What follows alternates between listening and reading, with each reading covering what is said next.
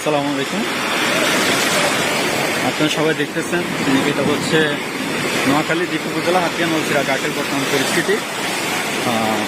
পরিস্থিতি খুবই ভয়াবহ। নলছিরা ঘাটে প্রায় নদীর সংলগ্ন যে সকল দোকানপাট ছিল, একটা দোকানপাটেরও হচ্ছে কি কোনো মালামাল নাই। সব মালামাল প্রায় হচ্ছে নদীর স্রোত, অতিরিক্ত স্রোতের কারণে দেশে চলে গেছে এবং হচ্ছে দোকানের কোনো মালামাল, আলমারি, হ্যাঁ, অনেকেরই হচ্ছে কিছু নাই। নোয়াখালী হচ্ছে যে কুলতলা হাতিয়া নলছিরা ঘাটের ম্যাক্সিমাম দোকান ব্যবসায়ীরা খুবই নিঃস্ব হয়ে গেছে। কি বড় বড় স্রোত আসতেছে, এখনো নদীর হচ্ছে কন্ডিশন খুবই খারাপ অবস্থা।